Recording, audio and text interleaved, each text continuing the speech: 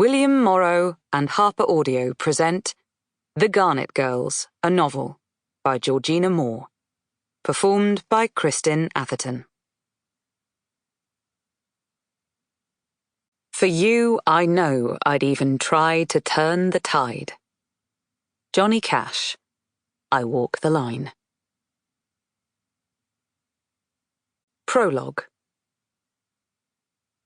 Margo let the heavy door slam behind her, her hand lingering on the cold brass of the doorknob. She felt the heat envelop her, the air thick and still with it. No sea breeze to bring relief. There was even a heat haze over the sea, blurring the horizon. Sasha's small, sticky hand slipped out of hers, and she was off, taking Sand Cove's steep steps with hops and jumps. "Da!" she kept calling. She was chasing her father. She was always chasing her father.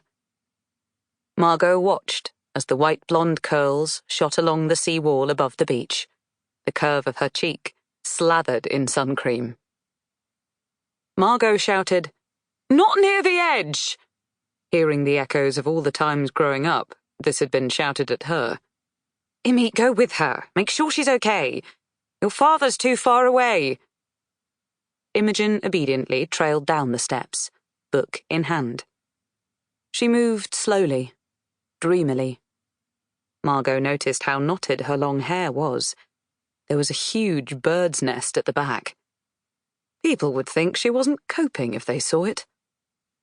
"Quicker than that! She's already at the walkway!" Margo felt Rachel lurking beside her, two enormous picnic bags at her feet. Margo looked at her eldest daughter's face, which always seemed to be set in a scowl these days. She was wiser than she should be at 9, clever and sarcastic. She did not help the atmosphere in the house with her sharp observations. "What's wrong now?" "Didn't you see? Dad just left. He didn't take anything for the picnic." Margo had seen Richard's pale legs disappearing over Horston Point. He'd been holding something, most likely the cooler box. He would already be on the white sand of Priory, a glass in his hand, chatting to whoever was there. On a day like this, people would be coming into the bay by boat for barbecues and picnics. "He couldn't wait to get away from us." Margo wanted to go back alone into the cool and quiet of the house.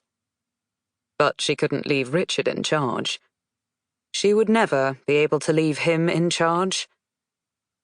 She needed to say something reassuring to Rachel. "Don't be silly. He went ahead to get a good spot." Margo ignored the world-weary sigh beside her. She picked up the 2 bags. "You okay to take the rug, darling?" She looked out at the horseshoe of the bay. The light was dazzling. The tide had come right in, leaving only a crescent of beach. "Look, Rach, it's perfect for swimming." Later, on their striped rug, Richard handed her a glass of cold white wine.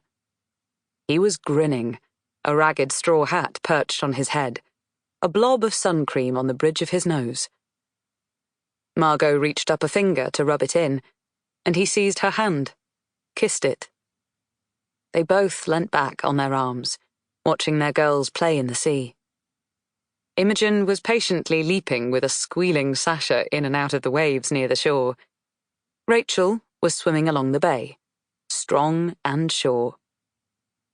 "It'd be grand to have a stroke like that." Richard's voice was envious. He was a terrible swimmer. Margo had tried to teach him, but he was too proud and impatient. "I don't want her to go out of sight." "Stop worrying so much, and drink your wine." Margo looked up at the spindly trees leaning at an angle over the beach, sending long shadows at sunset.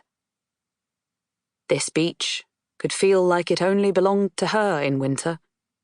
Today, they might as well have been by the Mediterranean, with all the smart ribs and speedboats crowding the water, just a short swim away from the shore.